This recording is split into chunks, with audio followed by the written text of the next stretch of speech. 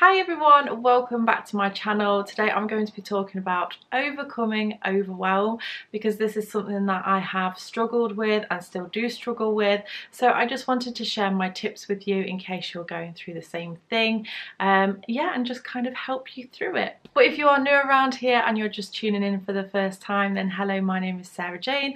I make videos on here twice a week, do try 3 times a week sometimes, but usually twice a week, and I do videos all about lifestyle, so any aspects of lifestyle, clothing hauls, cleaning videos, motherhood videos, all different things like that. So if you do like that kind of thing, then just click that subscribe button, and if you are already subscribed, make sure you click that notification bell and you'll be notified of when my new videos go live. So I have felt so overwhelmed at so many different points of my life, and I still go through it now, sometimes on a day-to-day basis. So it's a really good idea to kind of take a step back and look at your situation and see how you can move forward, because if you're living in a state of stress on a daily basis, it's really not good for your mind, not good for your body, and it's not good for your family around you either. Before I do go ahead though, I do want to say that there is a difference between feeling a bit overwhelmed with things and then feeling completely burned out by things, and then also like slipping into depression and things like that. So if you do think that it's something more than overwhelm and you are struggling, then make sure that you go and get some support from somewhere, whether it's friends and family or doctors.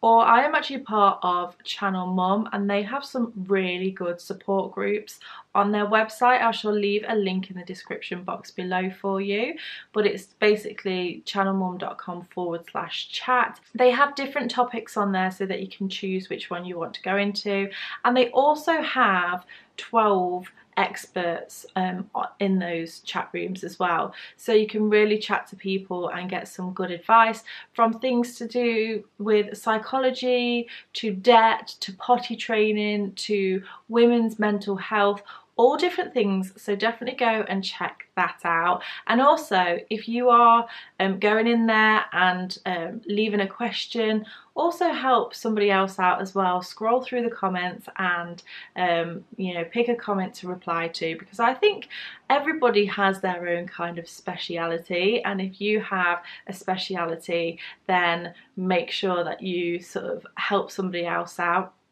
It could be something big, it could be something small. For me, if I saw a question about crochet, I would be your girl for that. I would be straight on that. But I find that crochet is also really good for mental health, so you might find it in that section. But the point is to know that you're not alone with this. Even if you are feeling just overwhelmed and you want to just chat to somebody about it, go in there and chat, because I know that some people find it easier to chat to people online than they do with people really close by to them. So I'll leave a link in the description box below for that for you, so you can go and check it out. And also leave me a comment down below to let me know what your speciality would be. So let's get your brain nice and clear, shall we? If you are feeling overwhelmed, the best thing to do is just take a step back first of all. And you might be thinking, I can't take a step back, I've just got so much to do, so much in my head, I don't know where to start. If I step back, I'm not actually doing anything. And that's the reason why you do need to step back.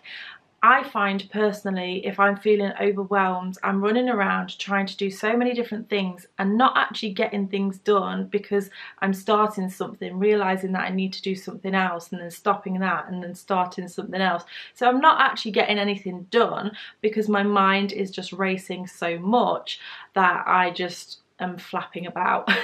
So I find it a really good idea to just take a step back and get a piece of paper or a notepad in front of me and just get everything out that's in my brain onto this paper, and it's called a brain dump.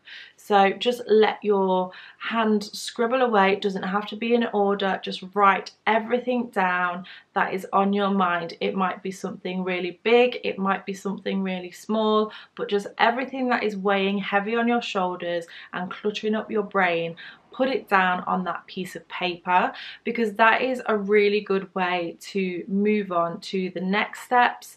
If you have everything out of your brain onto paper, honestly, the feeling is so much better. You can almost feel the weight lifted off your shoulders. And you can physically see what these thoughts you are having are. And then once those things are down on a piece of paper, you can really see what your brain is doing and what things you might need to prioritize. You can then take another piece of paper or turn over your page and start to organize those thoughts a little bit, maybe into projects or into tasks. And it's really important that you do know the difference between projects and tasks. So a project might be, for example, for me, I have my own business and I am also a mum and I'm also keeping a home. So I might have those three things split into different categories. And then for my business, for example, as if I'm not busy enough, I decided that I needed to build a new website. So that would be a project. And then things that I needed to do for that project would come underneath, and they would be smaller tasks.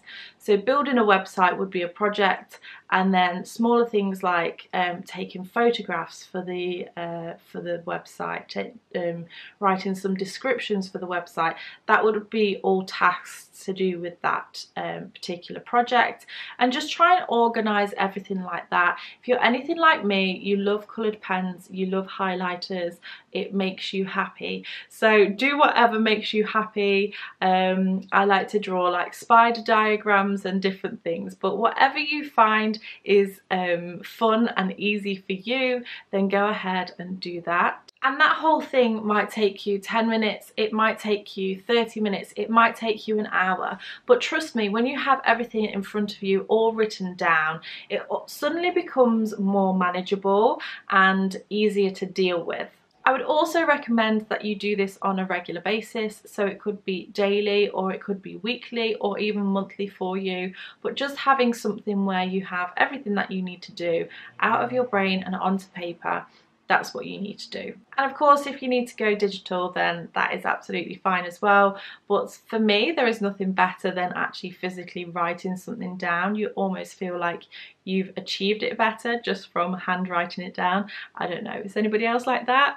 The next step, and this seems so completely obvious, but it's something that I fall down a lot with, and it's just do one thing at a time. Concentrate on that one thing. Don't think about anything else. Try not to get distracted by anything else. And once you get into the habit of just giving your full concentration onto one particular task, you become much more productive. Rather than having to do 10 different things at once and you're diluting yourself down, you know, just concentrate on that one thing. And one thing that I do like to do is set a timer on my phone. So I might say to myself, I am going to do 10 minutes of tidying up before I move on to my next task. So I set my timer for 10 minutes and I almost try and like play a game with myself and see how much I can get done in that 10 minutes. And then once that 10 minutes is done, I move on to another task. So it could be I'm going to sit at my computer for half an hour and work on my website. And I'll do that.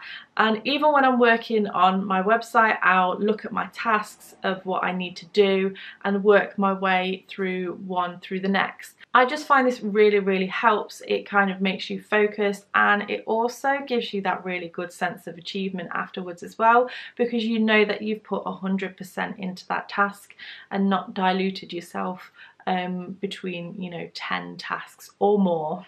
The next step is to get organised. So what I like to do is on a Sunday evening, and actually most evenings to be honest. So on a Sunday evening, I'll look at my week and I'll get my diary. I still like a paper diary.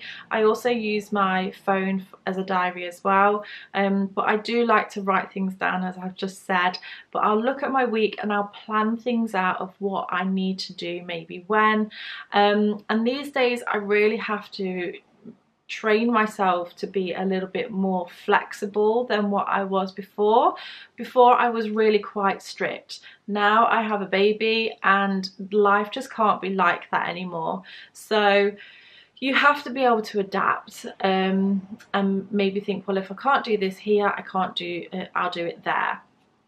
And what I do is I try and prioritize the most important things for the beginning of the week, and then you know, the less important things towards the end. But you do have to be careful, because usually if you put off tasks, the less important things, you end up not doing those. So make sure you are still scheduling them in so that you can get them done. Then once you've had a look at the next day or the next week, you can start to plan and prepare things. So it could be, for example, it's Monday for me here today. Last night I actually got Ella's little nursery bag ready with everything in, ready to go, change of clothes, ironed her clothes, got them ready, so that they were all ready for this morning. It could be that you need to get things ready for work, so you have everything there ready in a bag, ready to go the next day. But just try and forward think a little bit so that you are not running around trying to get things sorted 10 minutes before you need to be out the door. So there we go, they are my tips for overcoming overwhelm. You're going to take a step back, write things down, concentrate on one thing at a time, and get organised. They seem really simple, but if you do these things, then honestly you will feel so much better.